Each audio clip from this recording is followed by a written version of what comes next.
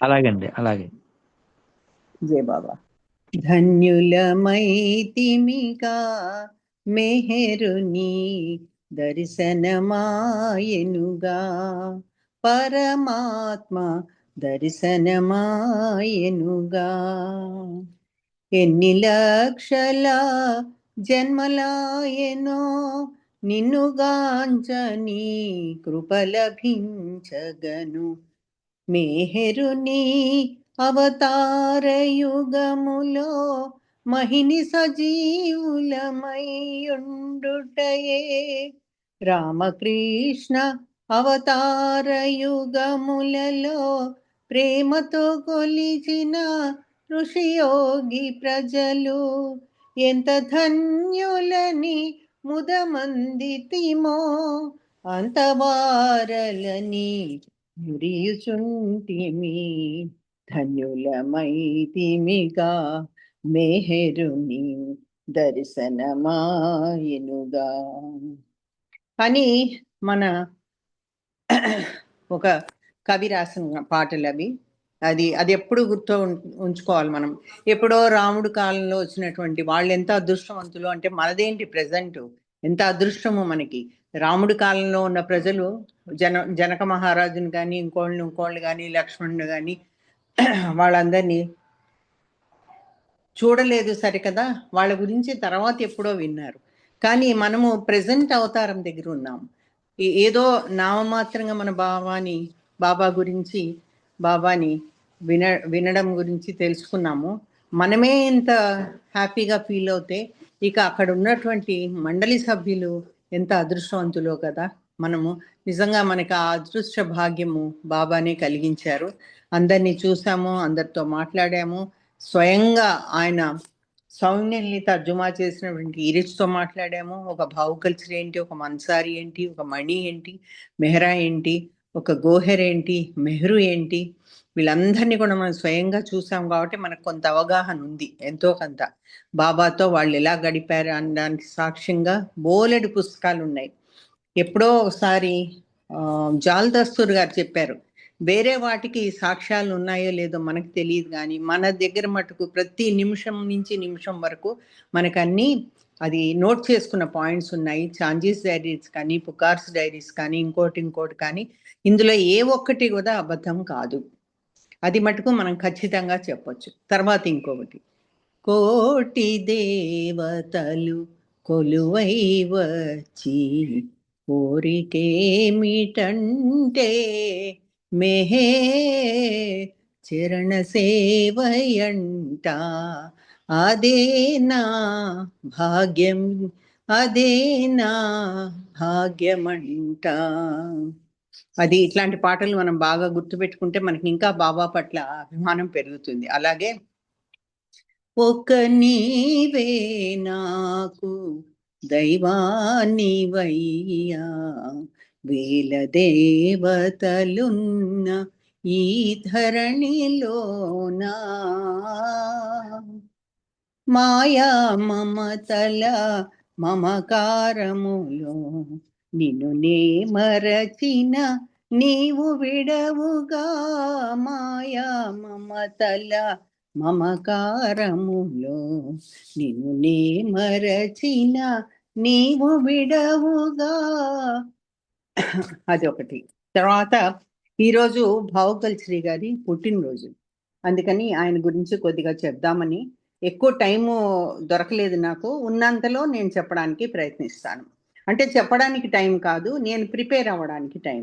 సరే, భావుకల్ Sri is an Indian author. ఆయన ఇండియాలో రచనలు చేసేవాడు, పోయట్రీ బాగా చెప్పేవాడు, రాసేవాడు. ట్రస్ట్ అడ్మినిస్ట్రేటర్, ట్రస్ట్కి అడ్మినిస్ట్రేటర్గా ఉన్నాడు. ఒక మెహర్ బాబాకి చాలా close disciple. He is also the principal biographer of Meher Baba's life. జీవిత గాథని మెహర్ బాబాది మనకి అందించినటువంటి రైటర్ కూడా అతనే. బయోగ్రఫీ అంటే ఆయన గురించిన వివరాలన్నీ. Who holds masters degrees in public administration. ఆయన పబ్లిక్ అడ్మినిస్ట్రేషన్లో మాస్టర్ డిగ్రీస్ ఉన్నాయి ఆయనకి. ఏంటేంటి? లా, కెమిస్ట్రీ, మెహర్ బాబాని కలవడము 1952లో కలిశారు. ఆయనతో పర్మనెంట్‌గా జాయిన్ అయింది 1953 ఎట్ ద ఏజ్ ఆఫ్ 27. 27 ఏళ్ళకి బాబాని కలిశాడు అతను. బాబాని చాలా విధాలుగా ఆయన ఇన్ వేరియస్ కెపాసిటీస్, అంటే తనకున్న పదవుల్ని చక్కగా చేశారని అర్థం. Including the night watchman. ఆయనకి ఇచ్చారు నైట్ వాచ్మెన్గా, ఆయన చక్కగా దాన్ని నిర్వర్తించారు. తర్వాత 73లో ఆయన ట్రస్టీ అయ్యారు, Meher Baba perpetual public charitable ట్రస్ట్కి. And is currently chairman. ఈ బుక్ రాసేటప్పటికి అప్పుడు ఆయన ఇంకా చైర్మన్గా ఉన్నారు. ఆయన best known for his exhaustive biography of Meher Baba, అంటే చాలా విస్తృతంగా విపులంగా రాసిన బయోగ్రఫీ ఆయనదే. ఆయన ఆ రకంగా భావు కల్చర్ అనగానే ముందు మనకు గుర్తొచ్చేది లార్డ్ మెహర్. తర్వాత 20 వాల్యూమ్స్, దానికి 6472 పేజీలు. అది మన వాళ్ళు ఎంత కష్టపడితే, ఎన్ని సంవత్సరాలు కష్టపడితే అదంతా తర్జుమా చేసి 18 భాగాలుగా మన వాళ్ళు మెహర్ ప్రభు చరిత్రం తీసుకొచ్చారు. వాళ్ళ టీం మొత్తానికి కూడా నా కంగ్రాచులేషన్స్. అది వాళ్ళు రోజుకి 6 గంటలు శ్రమపడి రాసింది. మనం అంతే ఏం లేదు, మనం పుస్తకాలు చదువుకోవడము, బాబా ప్రేయర్ చేసుకోవడము, ఎప్పుడో వెళ్ళి రావడము, అంతే, సెంట్రల్కి వెళ్ళి రావడం చేయడం. కానీ వాళ్ళు చేసిన కృషి నిజంగా ఆతృత ఉంది చూడండి. మన ఆర్ద్రత అంటారు, మనందరికీ ఇవ్వాలి, అందించాలి, తెలుగు ఇంగ్లీష్ రాని వాళ్ళకనే ఉద్దేశంతో వాళ్ళు చేశారు. వాళ్ళందరికీ నిజంగా హ్యాట్స్ ఆఫ్. అయితే ఇదంతా ఎలా రాశారు అంటే డైరీస్, అందరూ ఉంచుకున్న డైరీస్, పుకార్ కానీ, గుల్మాయిస్ డైరీస్ కానీ, మరొకళ్ళు కానీ చాంజీస్ డైరీస్ కానీ, మరొకటి రాసిన వాటి నుంచి అన్ని సేకరించిన సమాధానం. Baba's followers from as early as 22. వీళ్ళందరూ కూడా 22 నుంచి బాబా దగ్గర ఉన్నవాళ్ళు. యాజ్ ఫార్ యాజ్ రికార్డెడ్ ఇంటర్వ్యూస్లో రికార్డ్ చేసిన అన్ని కూడా తీసుకొని వీళ్ళు రాయడం జరిగింది. One second. అయితే is also the author of avatar Meher Baba manifesting and the nothing and everything, and has written several plays and books of verse. అంటే కావ్య రూపంలో ఇవన్నీ చాలా ప్లేస్ రాశారట ఆయన. తర్వాత నథింగ్ అండ్ ఎవ్రీథింగ్ బుక్ రాశారు. Bhau writes in Hindi and English, ఆయన హిందీ ఇంగ్లీష్లో రాస్తారు. In while the world slept, Bhau Kalchuri recounts stories from his years as Meher Baba's night watchman between 1953 and 69. 53 నుంచి 69 వరకు భావు కల్చరీ బాబాకి నైట్ వాచ్మెన్గా ఉన్నారు. అది ఆయన ఈ టైటిల్ తోటి మనకు అందించారు పుస్తకాన్ని, వైల్ ద వరల్డ్ స్లెప్ట్, ప్రపంచమంతా నిద్రపోయినప్పుడు. In this short book, we get a small peek into a deeply private, often unfathomable side of the avatar internal work. భగవంతుడిగా అవతారు చేసినటువంటి ఇన్నర్ వర్క్ ఏదైతే ఉందో అదంతా కూడా దీంట్లో మనకి చూపించారు. ఇది ఒక చిన్న పుస్తకం, డీప్లీ ప్రైవేట్. అవన్నీ కూడా ప్రైవేట్గా తన వరకు ఉన్నటువంటి, అంటే ఇంకా మరొకళ్ళు లేరు, బాబా భావు కల్చరీ తప్ప ఆ నైట్లో ఇంకొక నైట్ వాచ్మెన్గా ఉన్నప్పుడు ఇంకోళ్ళు లేరు. అవన్నీ కూడా ఆయన ఈ పుస్తక రూపంలో మనకు అందించారు. Gripping, moving, some times out right disturbing, we find the master at work with both universe and disciple. ఎటువంటి వర్క్ చేశారు మెహర్ బాబా మనకి? ఆ ఇన్నర్ వర్క్, ఇంటర్నల్ వర్క్ ఏంటంటే కదులుతూ ఉండడము, some times out right disturbing, ఒక్కోసారి తదేకంగా డిస్టర్బ్ చేస్తూ. ఆ మాస్టర్ ఏం చేశారట వర్క్, అది ఎవరి కోసం అంటే యూనివర్స్, డిసైపుల్, ఈ విశ్వానికి మరి డిసైపుల్స్కి. Occurring in the middle of the night as the world was sleeping. అదంతా work middle of the night, మధ్యరాత్రిలో అవన్నీ చేస్తూ ఉండేవాళ్ళు ఆయన. అది మనకి అందించారు. అయితే ఇక్కడ ఇంకొకటి ఆయన చెప్తున్నారు కదా, మై ఫాదర్ అని రాస్తున్నారు. అసలు స్టార్ట్ చేయడమే దీనిలో లార్డ్ మెహర్లో మై ఫాదర్ అని రాస్తున్నారు. My father, your terrible suffering on the night of January 24th, 1969 is always before my eyes. ఆయనకి ఏం గుర్తొస్తుందట ఎప్పుడు చూసినా కూడా? ఆ ఫాదర్, మై ఫాదర్ అని మెహర్ బాబాని సంబోధిస్తున్నాడు. ఆ మై ఫాదర్ అనడంలో చాలా సఫరింగ్ ఉంది. నేను ఆ సఫరింగ్ నా కళ్ళ ముందు వస్తుంది. ఎప్పటి సఫరింగ్ అది? January 24th, 69. అంటే ఇంక బాబా నిర్యాణం అవుతారనగా 7 రోజుల ముందు. అది ఎప్పుడు నా కళ్ళలో మెదులుతూ ఉంటుంది అది. The night you asked me to write your biography in verse. ఆ రాత్రి ఎందుకో ఆ రాత్రి అది చాలా ప్రాముఖ్యమైన రోజు ఈయనకెందుకు గుర్తొస్తుందంటే, మెహర్ బాబా నా బయోగ్రఫీ నువ్వు రాయాలి అని ఇన్ వర్స్ రాయాలి అని చెప్పారు బాబా. అది తనకు గుర్తొస్తూ ఉంది. You took upon your delicate flower like body the infinite burden of universal ignorance. ఈ విశ్వం అంతా కూడా ఆ ఇగ్నరెన్స్, అజ్ఞానంలో ఉండిపోయింది. ఆ భారాన్ని అంతా కూడా నువ్వు ఇన్ఫినిట్గా తీసుకున్నావు. అంటే అంతు లేకుండా, అవధులు లేకుండా తీసుకున్నావు. అది నీది delicate body, flower like body. అంటే పువ్వు లాంటి నీ డెలికేట్ బాడీని నీకు నువ్వుగా కష్టపెట్టుకున్నావు. So the rays of awareness world gradually shine on each kingdom of evolution. ఎవల్యూషన్లో మనకి తెలుసు అది రాయి, లోహము, లేకపోతే ఖనిజము, తర్వాత చెట్టు, తర్వాత క్రిమి కీటకాలు, చెట్టు, తర్వాత ఇంకోటి ఏంటి నెక్స్ట్ ఇది మన క్రిమి కీటకాలు, ఇది పక్షులు, జంతువులు. ఆర్డర్ నేను సరిగా చెప్పి ఉండకపోవచ్చు. ఇవన్నీ కూడా ఇన్వల్యూషన్కి సంబంధించినవి అనమాట. పరిణామ దశ. ఆ పరిణామ దశలోంచి ఇంకా పైకి తీసుకురావడానికి నువ్వు యూనివర్సల్ బర్డన్ తీసుకున్నావు నీ మీదకి. అది ఎందుకు? తన నుంచి ప్రేమ కిరణాలు, రేస్ ఆఫ్ అవేర్నెస్, అంటే మన తెలివి తక్కువతనము, మన అజ్ఞానాన్ని ఆయన మార్చడానికి, దాని నుంచి వెలుగులోకి తీసుకెళ్ళడానికి, గ్రాడ్యువల్గా ఆ జ్ఞానం నుంచి వెలుగులోకి షైన్ అయ్యేటట్టు కొంత అలా మనకి కింగ్డమ్, ఒక్కొక్క కింగ్డమ్లోంచి మన దాటించి ఎవల్యూషన్ ఆ విధంగా జరిపించారు. ఇవన్నీ కూడా అవి చేయడానికే ఆయన ఆ యూనివర్సల్ ఇగ్నోరెన్స్ నుంచి మనకి బయటకి తీసుకురావడానికి ఆయన శ్రమపడ్డారు. The weight of that heavy load was crushing every part of your body to pieces. బాబాతో మాట్లాడుతూ బాబా గురించి రాస్తున్నారు. The weight of that heavy load, అంత హెవీ లోడ్ తీసుకున్నారు. ఒక లారీలో హెవీ లోడ్ వెళ్తా ఉంటే లారీ ఎలా నెమ్మదిగా వెళ్తుందో అట్లా ఆయన మనందరి లోడ్ తీసుకొని, దానివల్ల ఏమైందట? క్రషింగ్. అది ఆ లోడ్ ప్రతి పార్ట్ని, ప్రతి మన బాడీలో ప్రతి పార్ట్ని అలా క్రష్ చేసేస్తుంది. అలా ముక్కలు చేసినట్టుగా ఆ feeling into pieces. Every part of your body to pieces. Your slightest moment caused painful electrical shocks. చిన్న కదలిక కూడా ఒక ఎలక్ట్రిక్ షాక్ మాదిరి వచ్చి అది స్పాజమ్స్ కింద జాయిన్ అయ్యి మారింది. ఎగిరెగిరి పడేవాళ్ళు దాని నుంచి బాబా బెడ్ మీద. I find it impossible to measure. దాన్ని ఏ రకంగా నేను కొలవగలను? అది నాకు ఇంపాసిబుల్.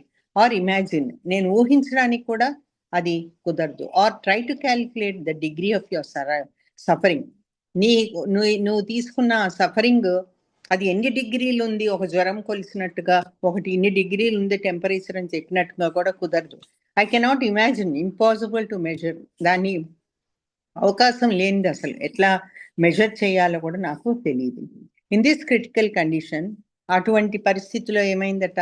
ఆ క్రిటికల్ కండిషన్లో స్లోగా బాబా ఫింగర్స్ కదుపుతూ చెప్పారు. ఏమని చెప్పారంటే సాంగ్ని చేశారు. I'm giving you very important work. నేను చాలా ఇంపార్టెంట్ వర్క్ నీకు ఇస్తున్నాను.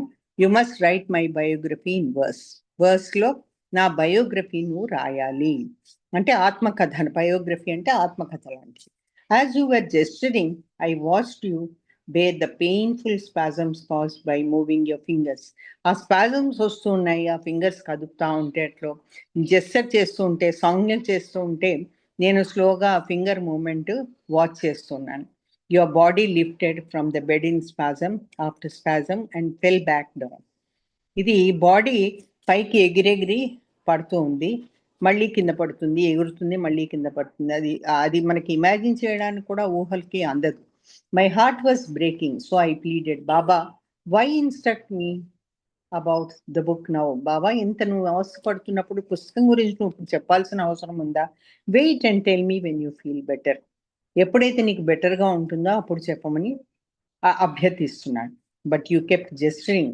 కంటిన్యూస్గా నువ్వు సౌండ్ చేస్తూనే ఉన్నావు. Suffering constant spasm through the moments of your fingers. కేవలం వేళ్లు కదిపినంత మాత్రాన ఆయనకి ఎంతో బాధగా ఉంది. హాల్టింగ్లీ for almost 30 minutes you gave me instructions. అలా ఆగుతూ ఆగుతూ మళ్ళీ సౌంజ్ఞలు చేస్తూ 30 నిమిషాలు పట్టిందట బాబా ఇన్స్ట్రక్షన్స్ ఇవ్వడానికి. అదేంటి? Write 800 pages. Write in a simple and attractive way. నువ్వు 800 pages రాయాలి. చాలా సింపుల్గా, అది అందరినీ ఆకర్షించే విధంగా రాయాలి. Make it very interesting. చాలా ఇంట్రెస్టింగ్గా చెయ్యి. Use 4 types of poetic metres. అది వర్స్ అంటే ఆ పోయిమ్స్ రూపంలో రాయాలి. అయితే అన్ని పోయిటిక్ మీటర్స్, ఇప్పుడు ఒక పోయం రాయాలంటే చివరి పదాలు, ఇంగ్లీష్లో అయితే చివరి పదాలు కలుస్తాయి అన్నమాట. గో అంటే ఆ గోకి సంబంధించిన ఇది ఆ సౌండ్ ఉన్నదే ఇంకోటి రాయాలి. గో, ఫ్లో అలా అన్నమాట. ఇంకో విషయం చెప్పుకోవాలంటే బాబాకి పోయిటరీ అంటే చాలా ఇష్టం. ఏదైనా పుస్తకాల్లో అప్పుడప్పుడు బాబా చెప్పే పోయిటరీ ఉంటే నాకైతే ఎంత ఆనందం వేస్తుందో చదువుతుంటే. బాబాకి అది పోయిటరీ చాలా ఇష్టం. Write 100 pages about my manifestation. నా మేనిఫెస్టేషన్ ప్రకటీకరణ గురించి 100 పేజీలు రాయి. I give you the metres and also reveal to you about my manifestation later. నేను దానికి సంబంధించిన మీటర్స్ అంటే సంబంధించిన విషయం, ఈ మేనిఫెస్టేషన్కి సంబంధించిన విషయము నేను చెప్తాను, తర్వాత చెప్తాను. Do not worry, I will explain everything to you. Worry అవ్వద్దు, నేను ప్రతి దాన్ని కూడా నీకు వివరించి చెప్తాను అంటున్నాడు Baba. I could only watch. My heart refuse to question your instructions. నేను నిన్ను వాచ్ చేయడం అంతే. నేను నా హృదయం మాత్రము ఆ ఇన్స్ట్రక్షన్స్ని ఏమాత్రము ఫాలో అవ్వలేకపోయింది. So your agony would not be prolonged. నేను ఓకే అనాల్సి వచ్చింది.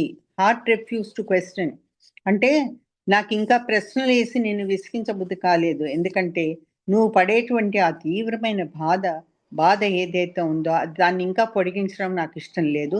నిన్ను నా ప్రశ్నలతో వేధించడం ఇష్టం లేదు. I only wish you to stop జస్టింగ్.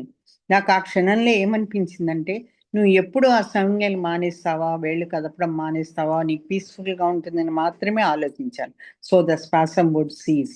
అవి కదుపుతా ఉంటే తనకి ఆ ఈడ్పులు వచ్చాయి అనమాట, ఎగిరిపడ్డం. అది how could I know that after a week your body would snap its physical connection with this world. నాకు ఎలా తెలుసు ఒక 7 రోజుల్లో నువ్వు నిర్యాణం చెందుతావని, ఆ బాడీ ఇక ఉండదని నాకు ఎలా తెలుస్తుంది? ఆ ఫిజికల్ కనెక్షన్, నీతో భౌతికంగా ఉన్న కనెక్షన్ నాకు లేదు అని ఎలా తెలుస్తుంది? And that I would be force to carry out your directives with tears of grief in my eyes. అది నాకేం తెలుసు ఈ ఫిజికల్ కనెక్షన్ ఉండదని. నేను ఫోర్స్ఫుల్గా నువ్వు చెప్పిన ఈ డైరెక్షన్స్ అన్నీ పాటించాలని నేను నా బాధలో ఉన్నప్పుడు నేను అనుకోలేదు. అది ఆ విధమైన బాధని నేను ఎలా చెప్పను?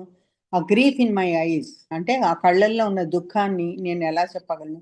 I remember you had once told me to bring a copy of Ramayana and read to you a few pages of couplets.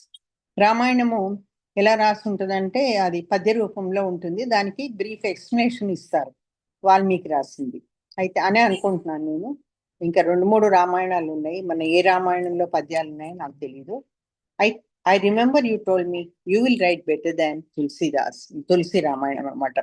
నాకు తెలుసు నీ సంగతి, నాకు అది గుర్తొస్తూ ఉంది. బాబా నువ్వేమన్నావు అంటే, తులసీదాస్ కంటే కూడా చక్కగా నేను రాస్తాను అని చెప్పావు. I remember you had once told me to bring a copy of Ramayanam copy తెచ్చి ఇవ్వమన్నాను. అది రాయమని చెప్పావు. దానికన్నా నువ్వు తులసీదాస్ కన్నా బెటర్గా రాయగలవు అని కూడా బాబా అభయం ఇచ్చారు.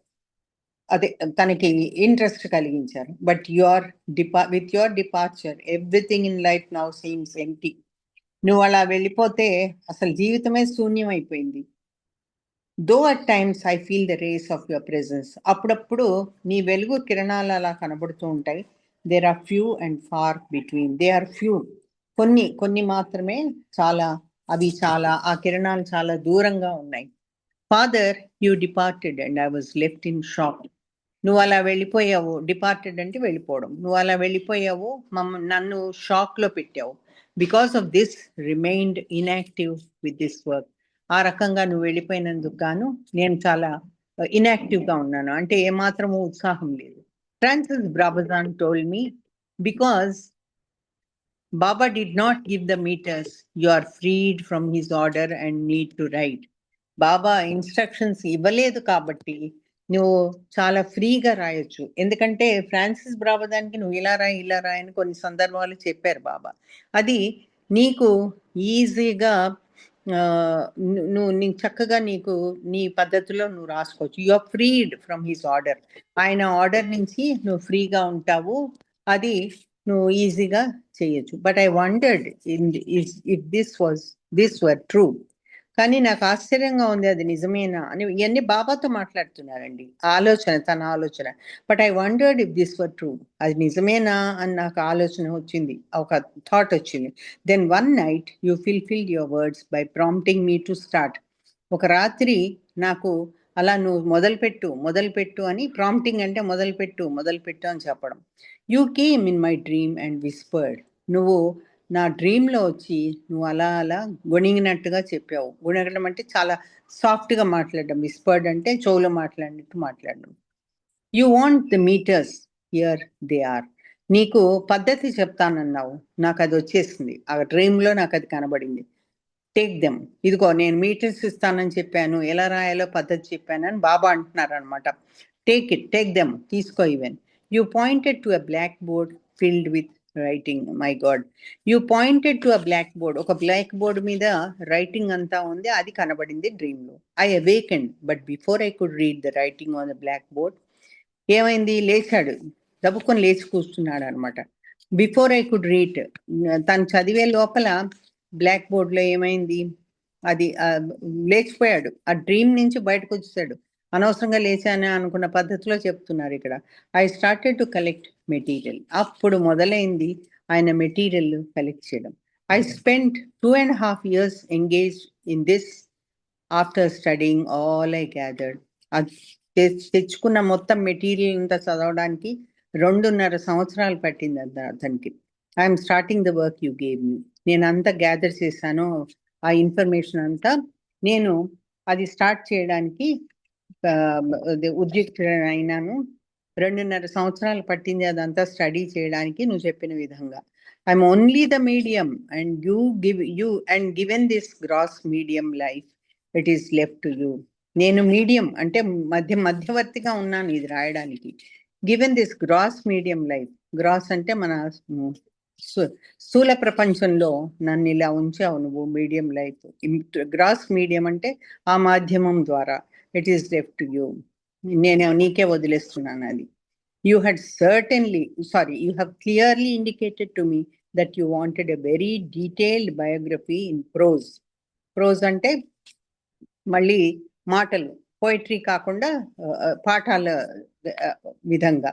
You had clearly indicated to me that you wanted a very detailed biography. నువ్వు చాలా స్పష్టంగా నాకు చెప్పావు డీటెయిల్డ్ బయోగ్రఫీ కావాలని, అది కూడా ప్రోజ్లో. So before I write your life in verse, I'm starting with this. Sorry, ఇంతకుముందు వర్స్ అంటే పోయిటరీ అని చెప్పుకున్నాము, అది వేరే సందర్భంలో అక్కడ ఏదో ఆ సెంటెన్స్ బట్టి వచ్చింది. స్టార్టింగ్ విత్ దిస్ అని, I'm confident that this work has your blessing. నేను మొదలుపెట్టిపోయే ఈ మాటలకి నువ్వు నన్ను ఆశీర్వదిస్తావని అనుకుంటున్నాను. నీ బ్లెస్సింగ్ వల్ల నేను రాయగలుగుతాను.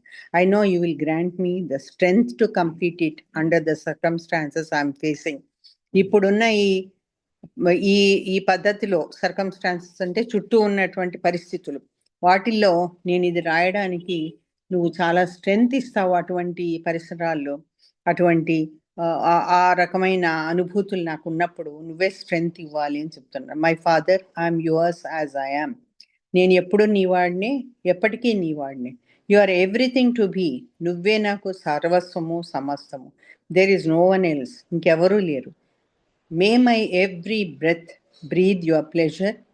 నేను తీసుకునే ప్రతి ఊపిరి కూడా నీకు ఆనందాన్ని కలిగించాలి. యువర్ ప్లెజర్, నీ ఆనందం కోసమే నేను తీసుకుంటున్నాను. So that the impact of what you ask me to write will be felt. So అలా ఊపిరి తీసుకునేటప్పుడు ఏం జరుగుతుందని చెప్తున్నాడు. అది ఏ రకంగా ఉండాలట, తాను రాసేదానికి ఆయన్ని సంతోషపెట్టు బాబా అన్న విధంగా అని what you ask me to write will be felt. నువ్వు నన్ను ఏదైతే అడిగావో రాయమని అది ఫీల్ అయ్యేటట్లుగా నేను చూస్తాను అని చెప్తున్నారు. మూర్తి గారు టైం ఉందా, ఇంకా అయిపోయిందా? మూర్తి గారు ఇంకొక 5 నిమిషాలు ఉందమ్మా. ఓకే, ఒక్కటి. ఇక్కడ మనకి లిన్ నాట్ గారు కూడా భావకల్చర్ గురించి చెప్పారు. అది కొంచెం క్లుప్తంగా చెప్పుకొని నెక్స్ట్ టైం మళ్ళీ అది కంటిన్యూ చేసుకుంటాం. It was mostly in the long hours of the night while the world slept that the ancient one forged for his use a most splendid disciple. అంటే ఈ ఈ ఈ డిసైపుల్ ని ఆయన ఏన్షియంట్ వన్ నన్ను ఎంచుకున్నారు, ఈ ఈ మామూలు డిసైపుల్ ని, ఎప్పుడు ప్రపంచం అంతా నిద్రపోయినప్పుడు. అందుకనే ఈ పుస్తకం పేరు వైల్ ద వరల్డ్ స్లెప్ట్ అని వచ్చింది. అంటే అందులో రాత్రి జరిగిన విషయాలన్నీ కూడా కూలంకుషంగా ఇచ్చారు ఆయన. అది long hours of the night అంటే చాలా అవర్స్, 8 hours అలా ఉండేది డ్యూటీ. కొన్నిసార్లు ఏమో 8 గంటల్లో 4 ఒకళ్ళకి 4 ఒకళ్ళకి అట్లా డిఫరెంట్ గా చేశారు డిఫరెంట్ టైమ్స్ లో Baba. This disciple shaped by the hands of the master in near darkness. ఈయన నన్ను మలిచారు ఎప్పుడు ప్రపంచం అంతా డార్క్నెస్ లో ఉన్నప్పుడు. Was intended to become a carrier of the light of divine truth. ఈ సత్యం ఏదైతే ఉందో, డివైన్ సత్యం ఏదైతే ఉందో దాన్ని క్యారీ చేయడానికి, ఆ లైట్, ఆ సత్యం యొక్క వెలుగుని చూపించడానికి, ఆ డార్క్నెస్ నుంచి బయటకు తీసుకెళ్ళడానికి నన్ను ఒక క్యారియర్ మాధ్యమంగా ఆయన నిజము డివైన్ నిజాన్ని చెప్పడానికి ఒక మాధ్యమంగా ఆయన నన్ను ఉపయోగించుకున్నారు. From 1955 to 1969, throughout the final years of Meher Baba's life on earth, Bhavakalsari remained on night duty and spent hours and hours alone in the beloved's intimate association. భావకల్చరీ 1955 నుంచి 69 వరకు కూడా ఫైనల్ ఇయర్స్ లో మెహర్ బాబా life on earth, భావకల్చరీ remained on night డ్యూటీలో ఉన్నప్పుడు దాంతా కూడా రాశాడు. And spent hours and hours alone in the బిలవర్డ్స్ intimate association. చాలా close, సన్నిహితంగా బాబాతోటి ఉండడం అనేది రాత్రులు జరిగింది. This book while the world slept though small May perhaps come to be regarded as a monumental contribution. అంటే గుర్తుంచుకోదగినటువంటి కాంట్రిబ్యూషన్ కింద ఈ పుస్తకం మిగిలిపోతుంది అని.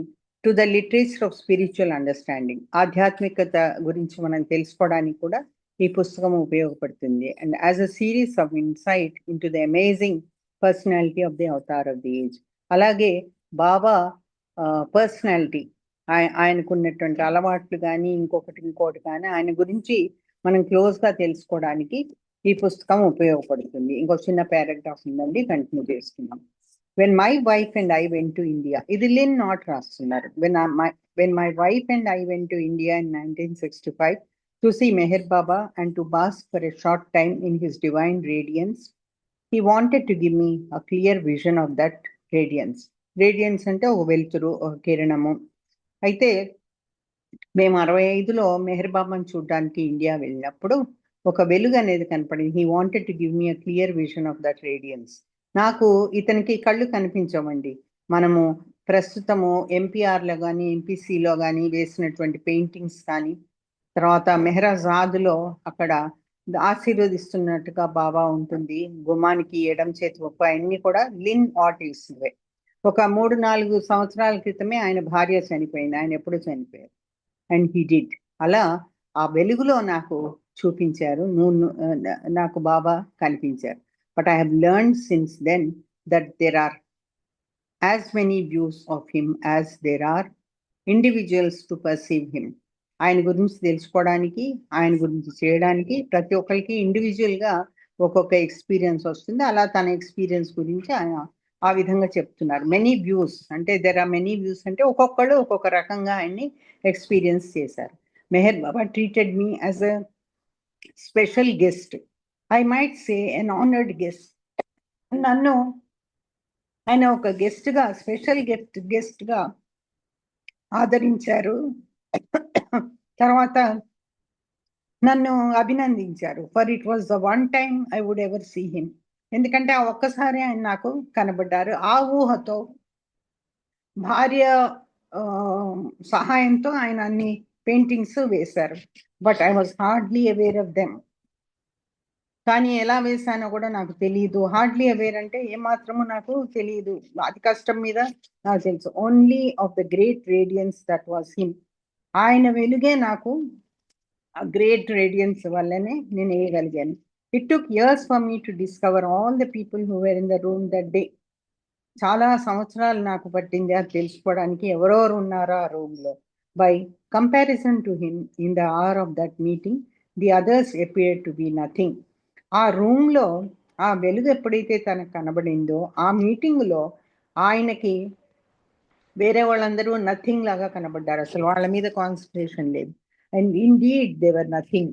నిజానికి వాళ్ళు ఏమీ కాదు, వాళ్ళు నథింగ్.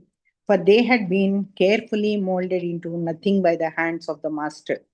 అంటే వాళ్ళని కూడా కేర్ఫుల్ గా మోల్డ్ చేశారు, అంటే మార్చారు into nothing by the hands of the master. దేనిగా మార్చారు? శూన్యంగా మార్చారు, నథింగ్.